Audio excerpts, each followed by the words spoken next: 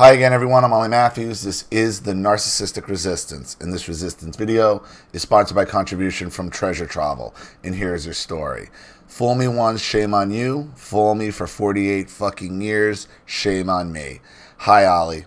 A topic that comes up time and time again on your channel is the dilemma that adult children of narcissistic parents have about going no contact despite years of emotional abuse.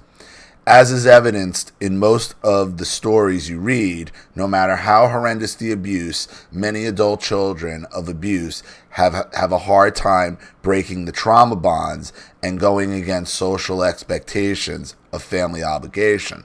Right, because that's how emotional abuse works. It makes you emotional abuse one of the offshoots of it, one of the casualties of emotional abuse, being a casualty of emotional abuse, is not even being able to realize what you're feeling is abuse. So if you can't even recognize of what you went through as abuse, how are you going to go no contact from it? Of course you have a dilemma. I've said this time and time again, I'm not saying physical abuse is better, okay? But there's a bruise, there's a scar, there's something there where it's like, wow, this is happening. Whereas emotional abuse, is in here. And you feel that you can't be proven. And it isn't real. It's subjective. See, there's no denying a bruise, a black eye, physical abuse, sexually. There's no denying that. Okay, but emotional abuse could be subjective because there is none of those things. Chris Gunninez, I think that's how you say that, on her YouTube channel, Let's Talk with Chris Gunninez, gives the following simple advice, quote, if these people were not related to you, would you have anything to do with them? If the answer is no, then act accordingly. Yeah, I've given that exact quote myself. Like, if you weren't related to the narcissist, you would have nothing to do with them. She acknowledges that is easier said than done, primarily because of FOG, because of FOG or FOG, which stands for fear, obligation, and guilt. Abused people many times remain in a relationship with their abusers because of the FOG. As a kid of two NPD parents, fear, obligation, and guilt was drilled into me since birth. My parents made it clear that my siblings and I owed them respect, whereas they owed us nothing. We needed to be grateful for every basic thing they provided for us as children, and we were always accused of not being grateful enough. Of course, that's what baby boomers did. Baby boomers will always make it sound like they had it so hard in their child. They had it easier than anyone in their childhood, because their parents had been through depression, two world wars, most of them.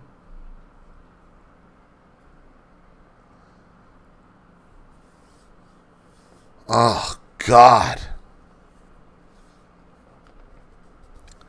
Yes, my parents provided for us and acted like that proved they were fabulous parents and fabulous members of the community. Yet, all three of us grew up with very little self-esteem with deep feelings of inadequacy and shame because we were always disappointing our miserable parents.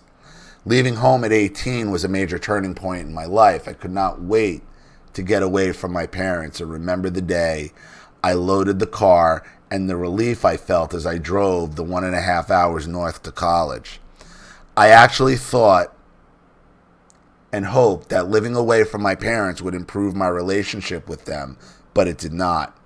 It did, however, dramatically improve my life because I no longer had to suffer their digs and criticism on a daily basis, and I was suddenly able to breathe once out of the negatively charged air that hung around them like a thick fog. Their home had a constant background noise of them bitching at each other and at us kids, them freaking out about little things, my mom's drinking rages, my dad telling us we were fat, my mom bashing the neighbors and relatives behind their backs, and her complaining about her goddamn kitchen and everything else that made her unhappy and bitter. Many times my parents screamed at me for running a tiny stream of water in the bathroom sink to brush my teeth at 9 p.m. because they could hear it and they were already in bed. Every little thing irritated the shit out of them, and walking on eggshells daily for 18 years took a heavy toll. Yeah, I know what that was like. Ollie, you made a video for me titled, "You're Not Allowed to Be Right with the Narcissist." In that letter, I discussed the details of my last visit to my parents' house with my 16-year-old son when I was 48 years old. On that visit, both my parents showed their true colors to my son. After that visit, I decided that I would never visit them again. As we were pulling out of the driveway to go to the airport, I told my son to take a good look at them in their house because we would never be coming back here again. He totally understood. It was actually great that both my parents became unglued and let their masks slide off in front of my son. He got to see how I grew up. Although their behavior on that visit was horrendous, it did not shock me. My son, however, had never before observed adults with the emotional maturity of 3-year-olds and full narcissistic rage. From their point of view, I behaved badly on that visit, whereas they did nothing wrong. I decided that not only did I not want to ever visit them again, but also that I did not want anything to do with them. I'm sure they naively thought that I had drastically lowered my contact with them because I was unjustly angry about that particular visit. On the contrary, it was not one incident, but rather the accumulation of 48 years of emotional abuse. True, the last visit was the last straw, by which I mean it marked the pivotal point for me in deciding to cut these people out of my life. But it was not the last straw because their rage on that particular occasion was worse than on others. But what made this the last straw was, and you may not realize it, is you had your son with you. And your son was 16 years old, not an adult, but 16-year-old, you know behavior, you know what's going on. You have a basic idea, more than a basic idea of what's right and wrong. So they had their full breakdown, their full narcissistic rage. And you had an unbiased, because if you're telling me your son had never seen them like that and had no idea, that's just as good. That's just as good as as a stranger, an unbiased stranger off the street. If he had no idea about this stuff and he saw it firsthand, that's why. Because now someone else from the outside, and though your son really isn't from the outside, but in this dynamic he was, witnessed it. That's why. Because that's what gave you the confidence. Right there, you had your proof. You had your proof of emotional abuse that you'd been suffering for so long. That leaves no physical scars. That leaves no bruises, black eyes, bloody noses, broken bones, or knocked out teeth.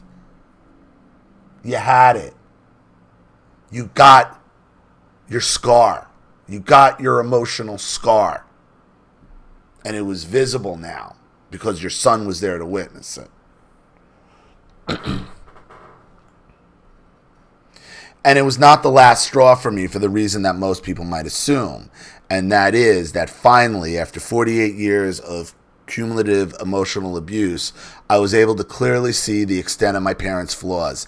Ironically, right, because somebody else witnessed it with you. Because someone else witnessed it with you.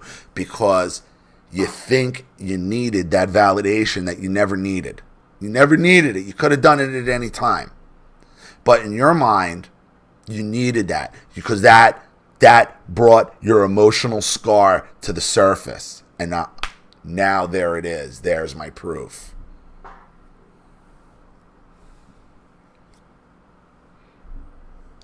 Ironically, the exact opposite realization hit me like a brick wall. I finally realized that I was also hideously flawed in the relationship.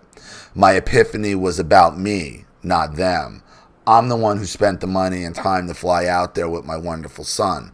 I'm the one who decided we should spend part of his limited school vacation time with them. I'm the one who had the guilt that made me believe that I was obligated to visit. I'm the one who feared they would be disappointed with me if I did not visit with one of their grandchildren. I'm the one who obviously thought I deserved to endure 3 days of digs, veiled personal insults, and overt rage and bitterness. I was an adult, and so I did not have to put up with another second of their abuse. If I did, then I had only myself to blame. Right. And that's what I'm trying to say with the scar. You didn't need to put yourself through all of this, but you did. And you did it in order to bring that emotional scar to the surface. And by the surface, meaning it's being witnessed by a third party, your son. And your son witnessing the abuse is how you brought your emotional scar to the surface. And what you realized is once you had it, it's like, I never needed to do this. It was always there. I didn't even need to do this. I also had to submit to the reality that in my 48 years on the planet, nobody has ever treated me as badly as my own parents. That was a bitter reality to finally confront. The third big revelation I had immediately after that visit was that nobody had the right to treat me with such gross disrespect and disdain. It took me 30 years after moving out of their house to build up enough self-esteem to understand that I deserved better. Wow. Understanding these three fundamental truths made it possible for me to imagine trying to continue a relationship with these people.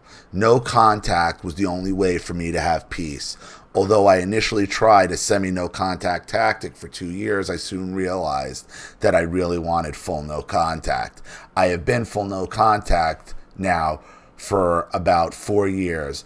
In a part 2 of this letter, I hope to further discuss more details about my journey to no contact in the hope that it might help others with the same dilemma. The saying that it is easier to do something 100% versus 95% is true in a lot of situations, and absolutely true when dealing with NPD parents. Absolutely. And understand what the process you went through here of why you went no contact. And what you realized is what your effort to bring your emotional scar to the surface, and why. So it would be witnessed by a third party. That's how. So once it happened, there it is. There's my proof. Now I can go no contact. And once you have it, you realize I never needed it in the first place. Just go. This is my point to people. Just go. So I hope that helps. Thank you again, Treasure Travel, for another contribution and story. I really appreciate it. Thank you to everybody watching. Please leave any opinions or advice in the comment section below. And again, if you want your story read on the channel, you have a topic you'd like me to cover, a narcissist you'd like to expose, you'd like to set up Skype, a phone call, have a private video made, or a Facebook live chat, or you'd like to sponsor a video like this for someone who needs help and can't afford it, or just make a contribution to the channel in general to keep it supported, growing, and successful, because this channel survives 100% on contributions from all of you. Without you guys, all of this goes away. So if you like what you see here and you want to see more videos like this, you know what to do with the PayPal and email links in the description box.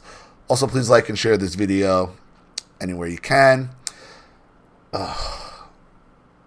Like and share this video anywhere you can.